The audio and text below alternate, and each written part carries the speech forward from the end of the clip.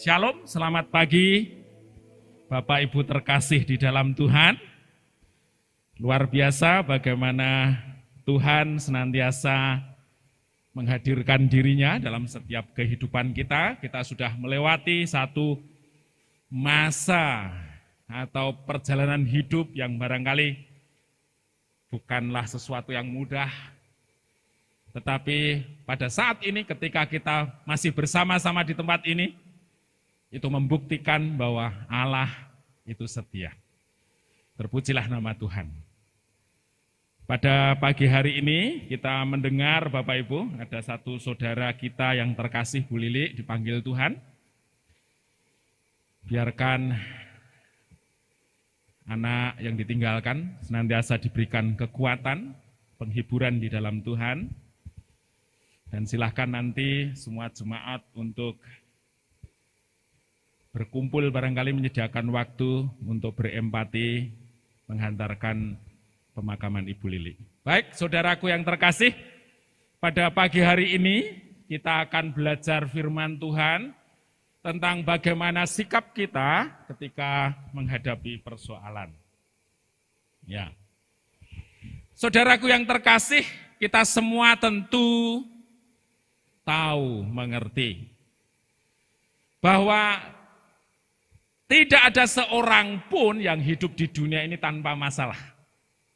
Ya Pak ya? Atau saya tidak pernah punya masalah Pak? Wah amin, puji Tuhan, luar biasa. Tapi itu melampaui kodratnya. Kita hidup di dunia ini pasti ada masalahnya.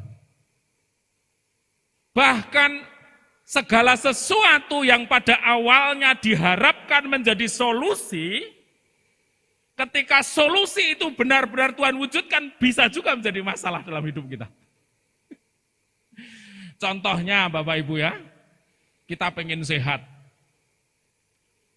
Kita senang berolahraga akhirnya. Badan kita menjadi sangat sehat. Ada dosen saya dulu, orangnya itu sangat sehat.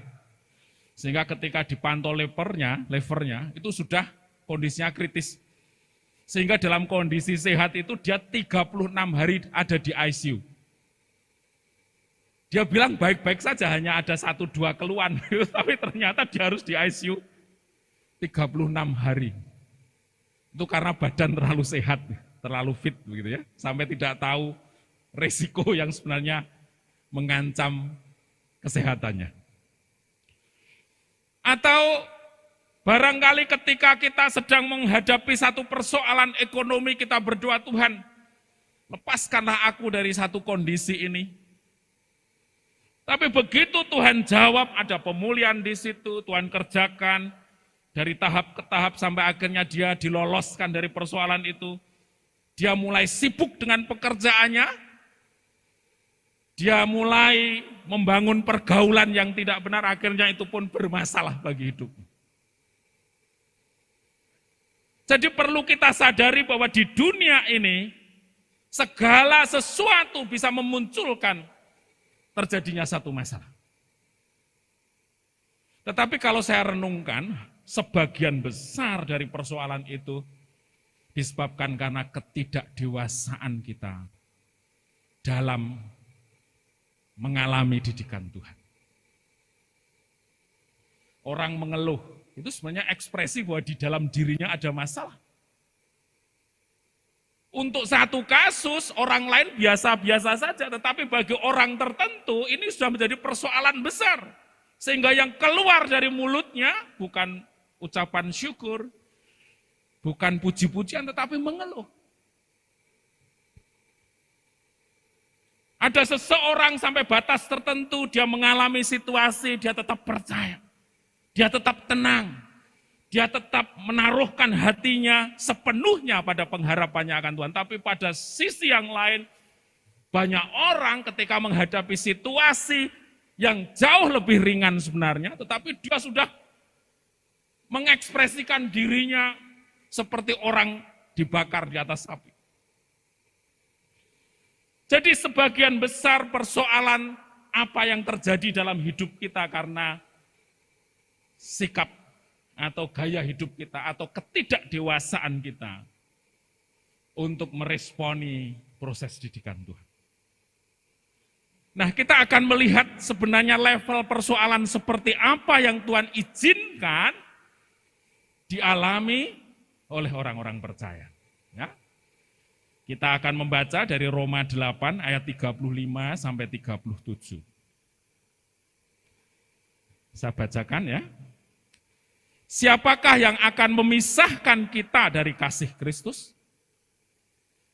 Penindasan atau kesesakan, atau penganiayaan, atau kelaparan, atau ketelanjangan, atau bahaya, atau pedang.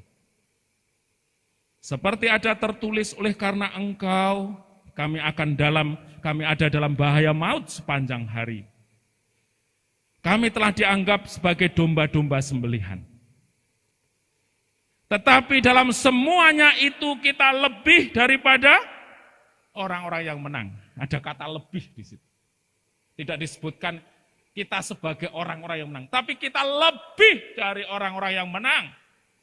Karena apa? Karena Dia, Tuhan Yesus yang mengasihi kita.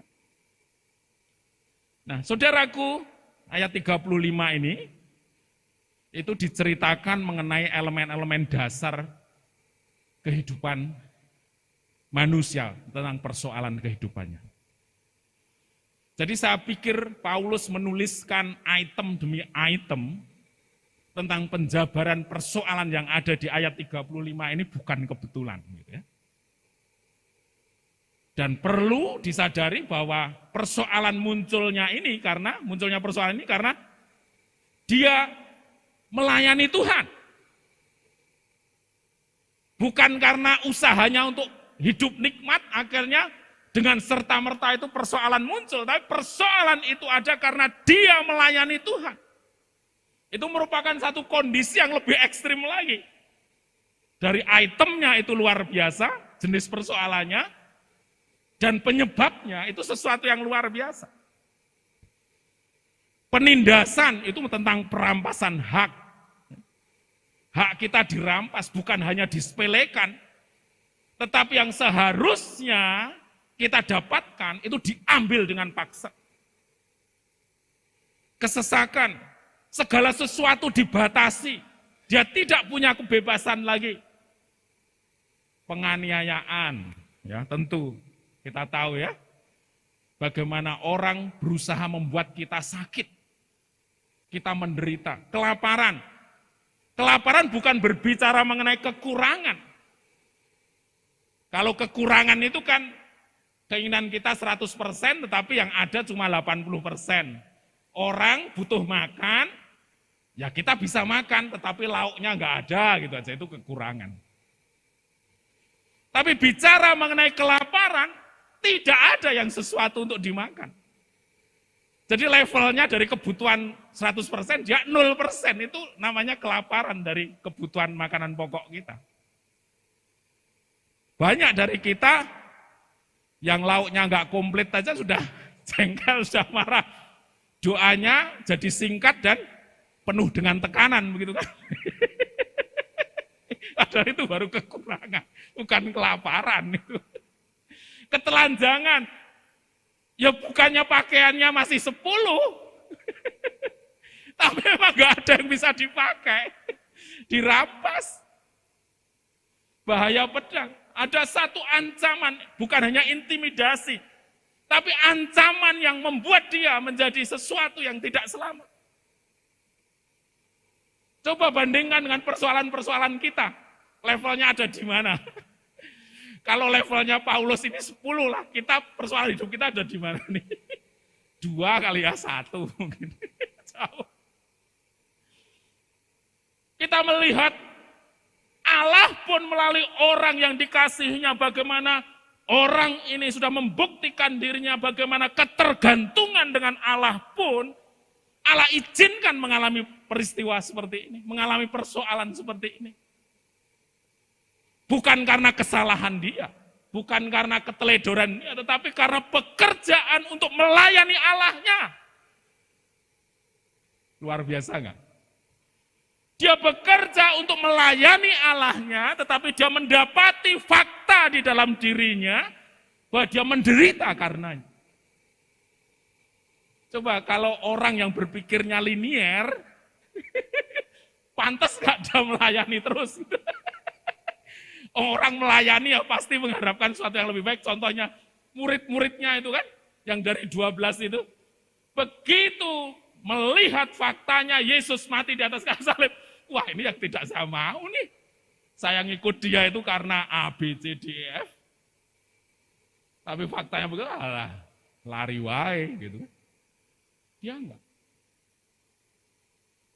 Ayat 36, oleh karena engkau kami ada dalam bahaya maut sepanjang hari, kami telah dianggap sebagai domba-domba sembelih.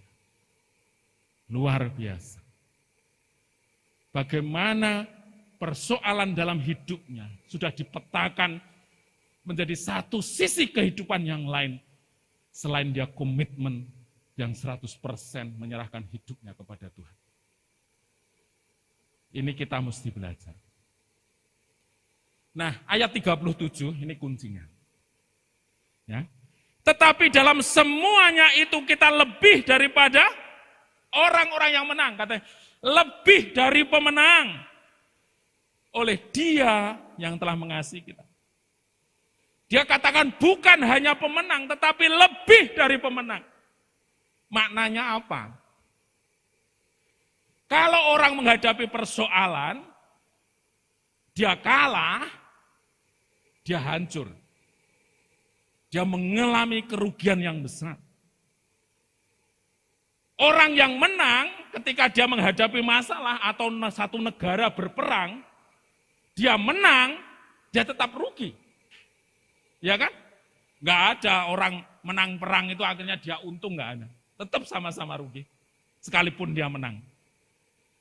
Tapi perkataan lebih dari pemenang, di sini mengandung maksud, persoalan yang kita hadapi tidak membawa kehancuran, tidak membuat kita rugi, tetapi justru persoalan itu mendatangkan keuntungan, kekuatan yang baru. Ini lebih dari pemenang. Jadi kalau orang yang menang, dia menang terhadap persoalan, ya dia tetap rugi. Tetapi lebih dari pemenang, persoalan yang dihadapi, justru dia naik level. Justru dia mengalami pemulihan kapasitasnya. Dia mengalami satu proses didikan Tuhan yang membuat dia mengalami satu tingkat kemuliaan yang lebih lagi. Itu lebih dari pemenang. Dan firman Tuhan mengatakan, setiap orang percaya katanya, dia lebih dari pemenang. Mentalitas atau kondisi lebih dari pemenang itu hanya mungkin manakala Tuhan terlibat sepenuhnya dalam setiap kehidupan orang itu.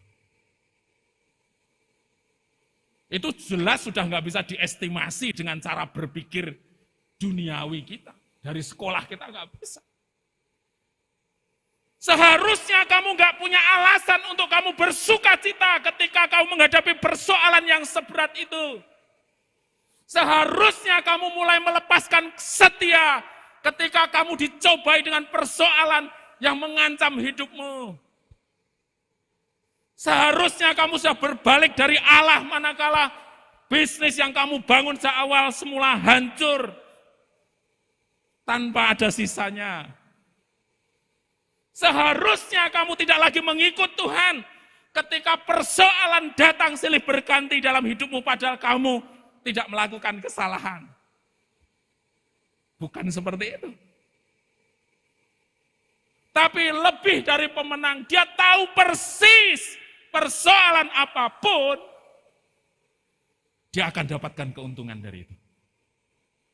Seperti planning rencananya Tuhan. Jadi kalau di sini saya simpulkan, sikap lebih dari pemenang adalah sikap seseorang yang menganggap persoalan atau masalah itu adalah hal yang biasa. Amin? Amin? Persoalan itu biasa.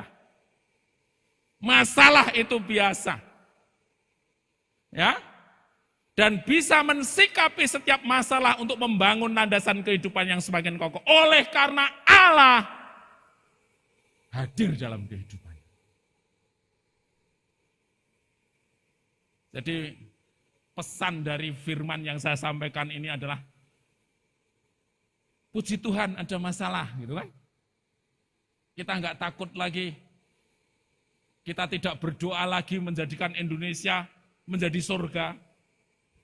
Sekalipun Indonesia dalam kondisi yang sebaliknya kita tetap fine saja. Everything is all right. Bila Yesus ada di dalamku. Amin. Ya. Bagaimana caranya? Kita memiliki sikap lebih dari pemenang. Yang pertama adalah miliki pengertian yang benar tentang persoalan yang kita hadapi. Buat pikiran kita. Sadarkan pikiran kita. Bahwa kita ketika kita hidup di dunia, maka masalah selalu ada. Jadi artinya hanya satu peluang kita tidak memiliki masalah ketika apa? Ketika kita tinggal di dalam Tuhan nanti. Sewaktu kita di sini ya masalah ada, biasa aja. Kita tetap full senyum, kita tetap berbicara tentang firman Tuhan, kita tetap percaya kepada Tuhan, kita melihat persoalan, ya biasa saja. Yang kedua, kita mengerti bahwa ada satu makna positif, ada satu keuntungan yang Tuhan mau ajarkan terhadap masalah apapun yang kita hadapi. Amin. Amin. Ya, ketika kita punya masalah, jangan fokus kepada masalahnya. Masalah memang harus diselesaikan. Pada saatnya saya harus reward, mengulang pekerjaan yang kadang-kala saya harus melawan kebosanan saya, ya, karena kegagalan. Pada suatu saat saya harus mengganti ongkosnya, karena orang lain nggak menerima sehingga kita menderita kerugian. Pada saatnya kita harus menerima untuk dipermalukan, tetapi pikiran kita seharusnya lebih dalam dari itu semuanya, bahwa kita memahami ada satu yang Tuhan mau, ada satu nilai positif yang Tuhan mau untuk mengubahkan kita menjadi lebih sempurna. Pernah dipermalukan, Bapak Ibu? Wah, kalau belum pernah tidak bisa rendah hati. Ya jangan sampai, tetapi pada saatnya saya beberapa kali dipermalukan. Ya rasanya kayak dilolosi gitu kan. Saya pernah gitu ya, anak saya naik motor, kemudian di depannya itu orang ahas kalau nyoba motor kan pecicilan langsung berobat gitu. Dia rem jatuh, motornya itu sampai nyebrang marka, ditabrak sama ninja dari arah sebelah. Waduh, orang yang nabrak jatuh. Ternyata mertuanya itu seorang pengacara di Ungaran. Bagaimana di situ dia sudah tidak empati, anak saya jatuh, luka-luka semuanya hancur, ditabrak. Dia minta pokoknya ditukar kerusakannya. Sampai saya lihat itu, knalpotnya racing yang mahal, itu butik sedikit suruh ganti. Tangkinya itu kena titik sedikit, nggak tahu itu karena kecelakaan atau tidak, suruh ganti. Aduh, bener-bener diperes nih. Teman-teman saya sudah bilang, Pak Sus siap nih, kalau mau backup Pak Sus pengacara siap. Akhirnya saya renungkan begini, saya ganti mintanya 7,5 juta. Atau saya hubungi teman-teman saya, ayo kita rame. Seneng saya gitu kan. Tapi setelah saya renungkan gitu ya, kalau saya pakai teman-teman saya bisa habisnya mungkin 20-25 juta. Selama 2 bulan mungkin saya tidak bisa bekerja kan, pikiran saya fokus di situ. Akhirnya dengan cepat tak bayar Pak. Udah tak bayar aja, nggak apa-apa. Tapi pada saat saya memutuskan saya membayar itu, saya sedang melawan apa? Harga diri saya. Saya selalu membayangkan sampai beberapa bulan ketika wajahnya menyeringai. Anak kamu itu kan, wah rasanya sakit. Iya kan? Iya kan? Yang dilawan itu kan harga diri saya di mana? Kelihatannya saya nggak berdaya, diinjak-injak maunya dia. Satu saat saya pernah jengkel gitu ketika di Kawasaki diajak sono. Ya udah Pak, ketika ini kan sudah saya bayar, saya potong jadi 2 aja pakai gerinda, saya bawakan gerinda. Langsung, Mas mau mencobai saya? Oh enggak Pak. Ya wes lah. Tapi beberapa bulan hati saya itu ketika membayangkan orang itu menyeringai kemenangan, wah rasanya sakit nih. Bener nggak? Tapi itu proses yang Tuhan mau, sehingga kita tidak menjadi kesombongan lagi. Persoalan manusia itu kan ada 3 kan? Keinginan daging, keinginan mata, keangkuhan hidup. 3-tiganya ini pengennya memamerkan dirinya melalui hidup kita. Siapa yang bisa menghancurkan itu? Di 1 Yohanes 2 ayat 15 diceritakan bahwa itu harus dimatikan. Bagaimana cara mematikannya? Melalui prosesnya Tuhan, melalui masalah yang kita hadapi. Secara lahiriah kita akan dilolosi, otot kita dilepasin satu-satu. Kebanggaan kita, power, kekuasaan kita, kehebatan kita akan dilepas. Sakit. Coba bayangkan kalau di Pandanaran itu kan orang jual bandeng duri lunak gitu ya. Itu kan lunaknya sebagian dilepas, durinya ditarik ini. Lah kita dicabut tulang belakangnya, itu rasanya sakit sekali. Tapi itu satu proses yang Tuhan izinkan agar membuat kita menjadi sesempurna Dia. Saya nggak bisa bayangin, seandainya Tuhan Yesus itu saya, ketika diludahi, dipukul gitu, sekali-kali ya saya tak bereksperimen, tak tiupkan udara panas, langsung kebakaran semua gitu kan. Ya itulah kita, ketika kita tidak mau diproses Tuhan. Pak, pakaiannya kotor sekali, Bapak nggak punya duit ya untuk beli pakaian, langsung marah, 1 lemari dibawa dipamerkan, ini saya punya pakaian bagus-bagus. Itulah diri kita, Bapak bodoh ya. Masa gini aja nggak bisa? Bawa ijazahnya ini Pak, saya sekolah di sini. Itulah kita semuanya ketika kita tidak mau diproses oleh Tuhan. Yang pada akhirnya kapasitas kita, siapa diri kita tidak pernah masuk dalam rancangan Allah yang sesungguhnya. Terus yang berikutnya, yakinlah bahwa pada saat kamu mengalami persoalan itu, Tuhan tidak pernah meninggalkan dirinya dari hidupmu. Gampang atau susah berpikir seperti itu?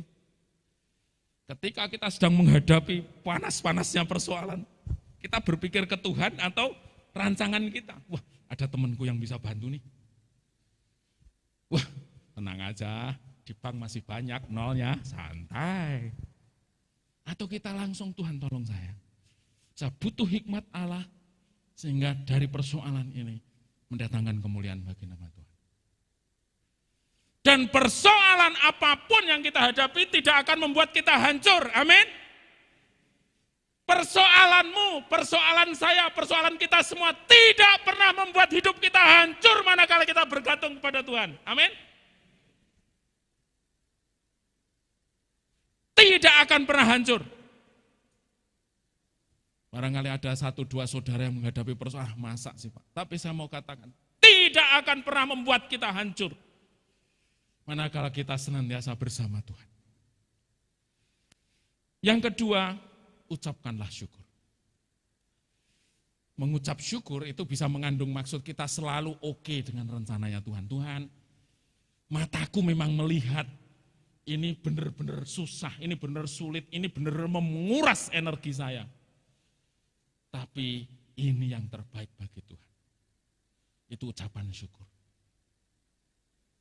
Kita seringkali menganalisis persoalan itu kan dari kacamata kita, dari pertimbangan kita. Asem, balik lagi. Aduh, kudu ngulang lagi. Aduh, gini kan. Karena ukurannya kita, tetapi kalau ukurannya Tuhan, biar Tuhan yang mengajar kita tentang nilai kebenaran melalui masalah itu. Dengan mengucap syukur. Kita sedang mengatakan kepada si zat, kamu tidak berarti apa-apa buatku. Sekalipun aku menghadapi persoalan ini, sekalipun saya sedang menghadapi jalan buntu saat ini, tapi seluruh tawaranmu, aku bilang no. Aku lebih percaya kepada jalan-jalannya Tuhan. Itu dengan ucapan syukur. Terus yang berikutnya ucapan syukur artinya melepaskan stress release. Melepaskan tekanan hati kita. Ya, adanya persoalan gitu ya. Istri kita barangkali kita nggak ngomong, sedang masak yang enak, luar biasa sekali. Kalau senengannya jeroan mungkin ada jeroan kambing, jeroan sapi, jeroan alam dijejer semua. Wah, ini menarik. Tapi ketika ada persoalan, apakah itu menjadi enak? Lihat makanan malah gini. Karena hati kita berada dalam tekanan. Tetapi ketika kita mengucap syukur, tekanan itu kayak dilepaskan di hati kita sesuai dengan Filipi 4 ayat 7. Jangan kamu khawatir dalam hal apapun, tapi nyatakanlah keinginanmu dalam doa permohonan dengan ucapan syukur. Sebagai jawaban instan di situ, maka damai sejahtera Allah. Proses melepaskan tekanan dari hatimu itu langsung terjadi manakala kamu bersyukur. Amin. Jadi lakukan. Ketika stres itu bersyukurlah. Itu kamu melawan arus. Kita melawan arus. Arusnya ke sana tapi kita lawan itu. Akhirnya katanya damai sejahtera Allah. Yang melampaui segala akal. Artinya otak kita nggak bisa mikir kenapa saya damai sejahtera gitu kan. Itu karena kita lawan arus. Masalahnya ke sana kita lawan dengan ucapan syukur. Mendatangkan damai sejahtera dalam hati kita. Yang ketiga, jikalau persoalan itu datangnya dari kesesatan kita, bertobatlah, berjanjilah kepada Tuhan, buang segala potensi-potensi yang akan mencerekal kamu. Mencerekal itu apa? Mensliding, menjadi penyebab kita melakukan kesalahan lagi, buang semuanya itu, akarnya dipotong semua, kamu bertobat. Baliklah, tinggalkan itu. Balik dengan Tuhan. Yang keempat, terus nantikanlah jalan pertolongan Tuhan. Jangan mengharapkan dari yang lain. Bertindaklah dengan iman, bersikaplah seperti biasa, lakukan pekerjaan. Kebanyakan orang bisa tenang itu karena dia punya second skenario. Nanti nek doana tak kasih deadline, sampai 2 minggu dari hari ini, kalau nggak ada jelas jawabannya, mohon maaf, saya akan pakai skenario kedua. Itu namanya orang yang tidak mengasihi Tuhan.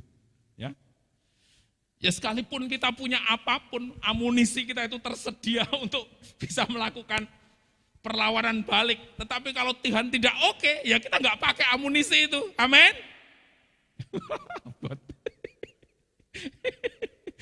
Kita punya teman-teman yang siap membackup kita, bintangnya berjejer di pundak, kita punya dana yang besar, kita punya ini, tersedia sebenarnya untuk dicurahkan, menyelesaikan persoalan kita. Tapi apakah hati kita tetap berkomitmen bahwa Tuhan, itu yang saya harapkan untuk dia bertindak menolong persoalan saya?